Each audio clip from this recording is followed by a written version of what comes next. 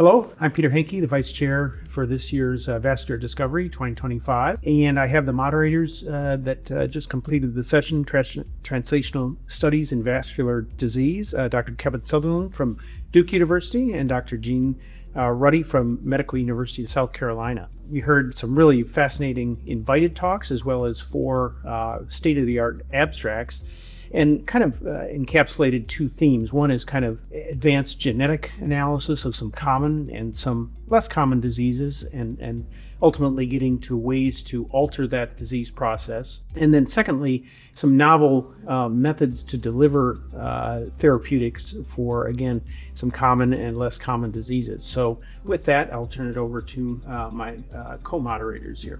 Well, thanks, Peter. This was a fantastic session, and I really think one of the major themes was leveraging kind of genomic data to identify novel therapeutic targets. I think the past decade, one of the major advances in the cardiovascular space has been the wealth of genetic data from biobank-based GWAS studies and other data sets. And 2 authors in particular, I think, really took a lot of that data to identify some novel, innovative targets. First, Dr. Ganesh from Michigan, identified several new targets in really understudied disease like FMD and SCAD that I think have therapeutic potential, but also kind of some prognostic potential, identifying kind of potential biomarkers.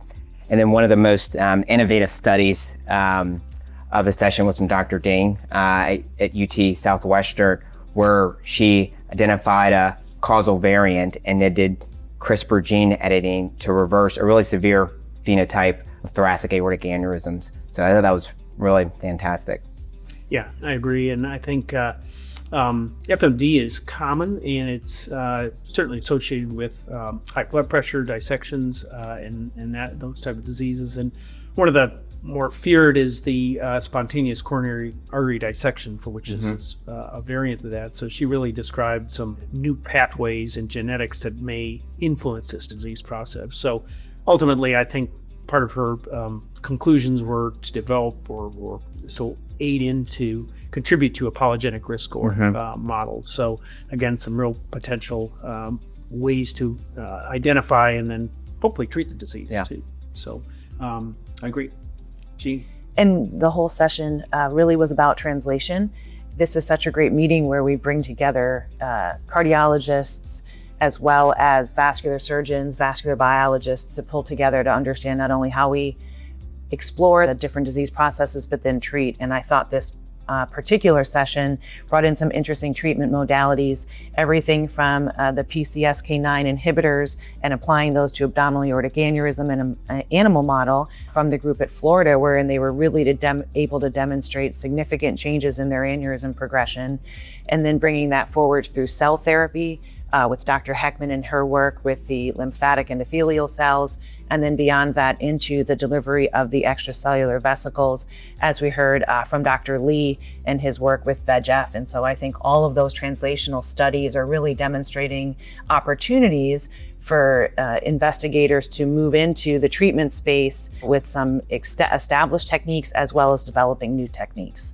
Again, I agree. And I think, again, hitting on a common and pretty well-studied disease, abdominal aortic aneurysm, and then a less well, or certainly less popular, but important disease, lymphedema, for which there's few therapies available. So what did you both think about the ability to alter the microbiome and decrease cardiovascular, potentially stroke, for example?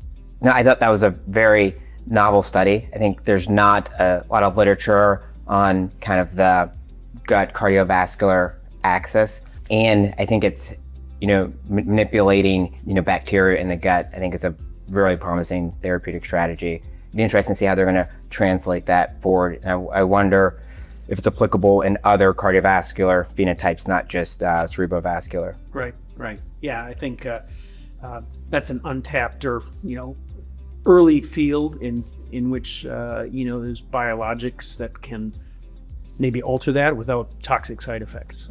So I think that was exciting. And lastly, at least from my standpoint, is there've been multiple attempts over the years to treat CLTI and or even lesser forms of or less severe forms of peripheral arterial disease, which is of course blockages in the arteries that impairs people's ability to walk, but also leads to amputations. And as was already briefly mentioned, using a novel way to deliver a proangiogenic growth factor.